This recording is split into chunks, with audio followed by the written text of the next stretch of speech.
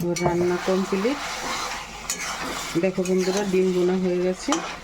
অনেকে আরও মশলা দেয়, আমি অল্প মশলা দিয়েই করেছি, কেননা আজকাল বেশি মশলা খাওয়া ঠিক না। সেই বন্ধুরা, তোমরা কেমন আছো? অন্নপূর্ণা কিচেনে তোমাদের সকলকে স্বাগত। এই যে আমি আজকে 7 পিস ডিম নিয়েছি, সিদ্ধ করে নেব, দিয়ে আজকে আমি ডিম বোনা বানাবো। ডিম রান্না তো কতই খাই, ঘরে ঘরে হয়, একই ডিম রান্না ভালো লাগে না প্রতিদিন, তাই আজকে ডিম ভুনা করবো। ডিমগুলো সিদ্ধ বসিয়ে দিলাম, সিদ্ধ হোক তারপর। ডিম সিদ্ধ হয়ে গেছে, ডিমগুলো তুলে নিচ্ছি। এবার ডিমগুলো ছাড়িয়ে নিতে হবে। এবার এই ডিমে আমি একটু একটু ফাটিয়ে দেব,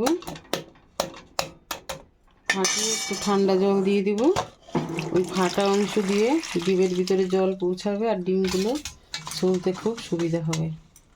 এবার ডিমগুলো ছুলে নিচ্ছি। এই দেখো বন্ধুরা, কত সুন্দর ছুলে যাচ্ছে ডিমগুলো। তোমরা বাড়িতে ওই পদ্ধতি ব্যবহার করবে, তার ডিম ছুলতে খুব সুবিধা হবে। এই দেখো কি সুন্দর ছোলা হয়ে গেছে। কড়া গরম হয়ে গেছে, এবার তেল দিয়ে দিচ্ছি।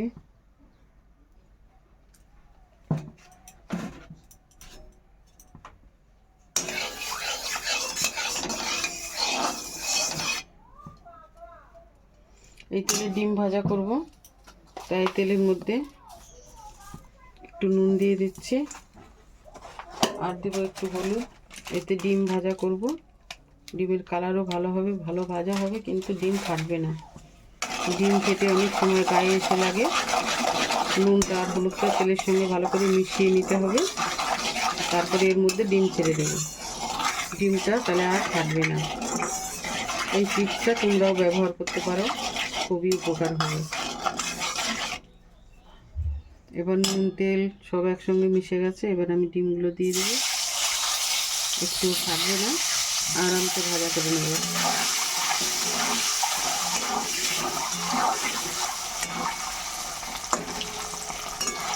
এবার ভাজা হতে থাক। এই দেখো বন্ধুরা, ডিমগুলো কত সুন্দর ভাজা হয়ে গেছে। এবার আমি তুলে নেব। ভুনা ডিম একটু কড়া করে ভাজা করতে হয়, তাহলে ভালো লাগে। এই জন্য আমি একটু কড়া করে ভাজা করেছি। না, ডিমের যখন ঝোল করি তখন অনেকটাই হালকা ভাজা করি, এতটা কড়া ভাজা করি না।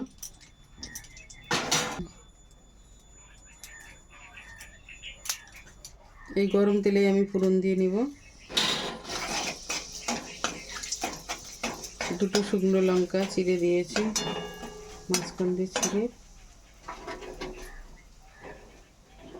এবার দিয়ে দেবো গোটা গরম মশলা।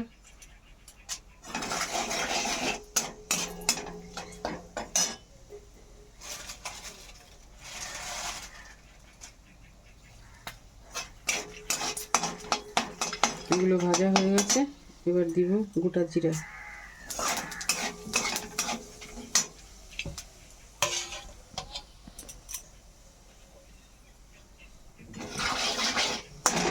এবার দিব কুচিয়ে রাখা পেঁয়াজ।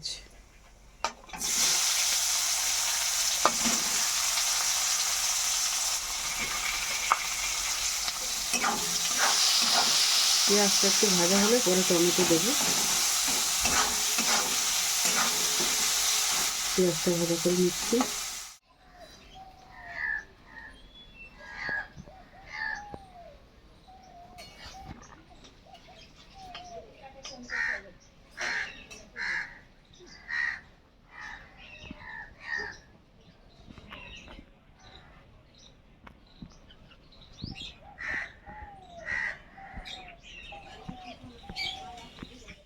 পেঁয়াজটা ভাজা হয়ে গেছে, এবার টমেটো দিয়ে দেবো। টমেটোটা একটু ভাজা করে নেব পেঁয়াজের সঙ্গে।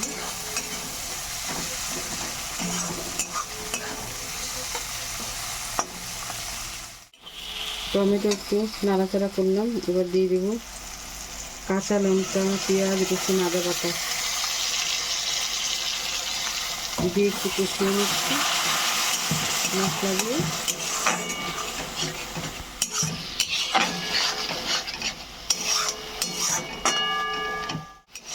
বাটা মশলাটা কষানো হয়েছে, এইবার দিয়ে দিচ্ছি আদা, জিরা, লঙ্কার গুঁড়ো, সবার সঙ্গে সব রকমের গুঁড়ো মশলা দিয়ে দিলাম। এবার কষাতে থাকবো। মশলা কষানো হয়ে গেছে দেখো, এবার কড়াতে লেগে যাচ্ছে। এবার আমি দিয়ে দিব সামান্য মশলার বাটি ধোয়া জল।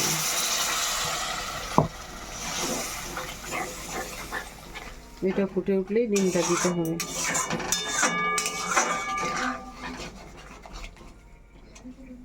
ফুটে উঠেছে, এবার ভিজিয়ে রাখা ডিমগুলো দিয়ে দেবো।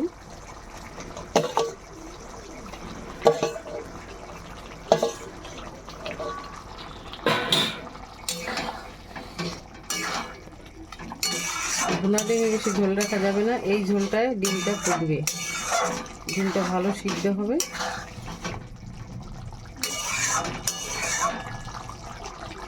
এবার আমি ঢাকা দিয়ে দিচ্ছি। খুলে দেখি কি অবস্থা আছে। দারুণ ফুটছে, কত সুন্দর। এবার চিরা কিছু কাঁচা লঙ্কা দিয়ে দেবো। এইগুলো আদা সিদ্ধ হবে, খুব ভালো লাগবে খেতে ভাতের সঙ্গে ঢেলে নিয়ে, তাই এই টাইমে দিলাম। আরও আগে দিলে গলে যেত, সেই কারণে। দেখো বন্ধুরা কত সুন্দর লাগছে। এবার আমি আরেকবার একটু ঢাকা দিয়ে দেবো, তারপরে নামিয়ে নেব।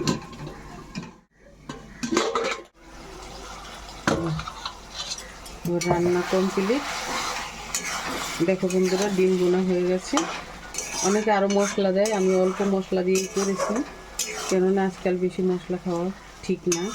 সেই পেঁয়াজ দেওয়া যেত, আরও মশলা দেওয়া যেত, কিন্তু কম মশলায় আমি কত সুন্দর রান্না করেছি। এটা শরীরের পক্ষে খুবই ভালো। এবার রান্না কমপ্লিট, নামিয়ে নিচ্ছে।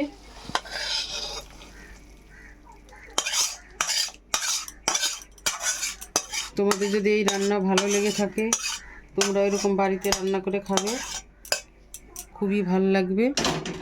একবার রান্না করলে এরকম বারবার খেতে ইচ্ছা করবে। দেখো ঝোল নেই, এই কত সুন্দর মাখা মাখা সব রান্না হয়েছে। দেখো এই দিয়ে ভাত মেখে খেলে খুব ভালো লাগবে।